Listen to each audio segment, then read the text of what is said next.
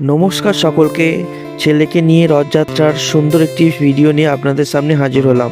একদিনের স্মৃতি, সারা জীবনের অনুভূতি। প্রতি বছরের মতো এবছর রথযাত্রার আনন্দ যেন শুরু হয়ে গেল আমার বাড়ির উঠোন থেকেই। এলাকার ছোট ছোট বাচ্চারা হাতে ছোট্ট রথ নিয়ে বাড়িতে এলো। জয় জগন্নাথ ধ্বনিতে চারপাশ ভরে উঠল। ওদের সেই সরল আনন্দ দেখে মনে হলো ঐতিহ্য শুধু বইয়ের পাতাতেই নয়, নতুন প্রজন্মের হাত ধরেই বেঁচে আছে। এরপর বিকেলের নরম আলোয় ছেলেকে নিয়ে বেরিয়ে পড়লাম রথ দেখতে। ওর চোখে ছিল অজস্র কৌতূহল, আর আমার মনে ফিরে আসছিল নিজের ছোটবেলার রথযাত্রার স্মৃতি।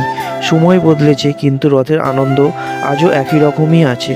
বাইকে করে এগিয়ে চলেছি, রাস্তার দুপাশে মানুষের ভিড়, ছোট বড় দোকান, রঙিন বেলুন, খেলনা আর উৎসবের সাজ। যত সামনে এগোচ্ছি ততই মনে হচ্ছে আমরা যেন এক আনন্দের জগতে প্রবেশ করছি। রথের মেলায় পৌঁছে ছেলের নজর গেল একটা বলের দিকে। ও সেই ছোট্ট আবদারটা পূরণ করেই দিলাম। বলটা হয়তো খুব দামি নয়, কিন্তু ওর মুখের হাসি সেটা অমূল্য। সন্তানের হাসির চেয়ে বড় আনন্দ একজন বাবার জীবনে আর কী বা হতে পারে। মেলা থেকে বেরিয়ে কিছুটা এগোতেই চোখে পড়ল চলন্ত রথ। ধীরে ধীরে এগিয়ে চলেছে, তার সাথে চলছে অনেক মানুষ, ভক্তিভরে তাকে অনুসরণ করছে। চারিদিকে শুধু একটাই ধ্বনি, জয় জগন্নাথ।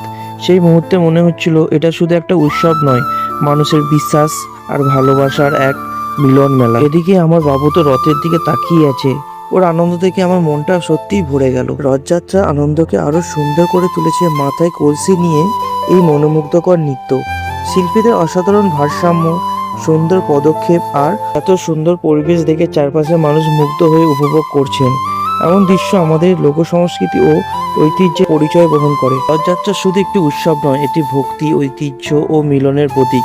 হিন্দু পুরাণ অনুযায়ী ভগবান জগন্নাথ তার বড় ভাই বলরাম এবং বোন সুভদ্রাকে নিয়ে নীলাচল থেকে গুন্ডিচা মন্দিরে অর্থাৎ মাসির বাড়ি যান।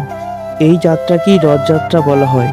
কয়েকদিন সেখানে অবস্থান করার পর তারা আবার নিজ মন্দিরে ফিরে আসেন, যাকে উল্টো রথ বলা হয়। বিশ্বাস করা হয় রথের দড়ি টানার সৌভাগ্য যাদের হয় তারা ভগবানের বিশেষ আশীর্বাদ লাভ করেন। তাই প্রতি বছর লক্ষ লক্ষ মানুষ এই উৎসবের অংশ নেন। রথযাত্রা আমাদের শেখায় ভক্তি, ভালোবাসা, সম্প্রীতির এক সকল মানুষের একসঙ্গে নিয়ে চলার বার্তা। রথ দেখতে দেখতে চলে গেলাম জিলিপির দোকানে। গিয়ে দেখলাম বড় কড়াইয়ে গরম তেলে পাক দিয়ে তৈরি হচ্ছে জিলিপি।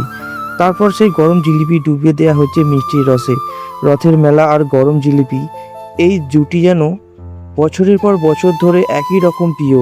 দীর্ঘ যাত্রার শেষে ভগবান জগন্নাথ, ভাই বলরাম ও বোন সুভদ্রা রথে করে মাসির বাড়ি এসে পৌঁছেছেন। এই ছিল আজকের রথযাত্রা ভিডিও। ভালো লাগলে একটা লাইক করবেন, কমেন্টে আপনার মতামত জানাবেন এবং ভিডিওটি শেয়ার করতে ভুলবেন না। আবার দেখা হবে নতুন ভিডিওতে। জয় জগন্নাথ।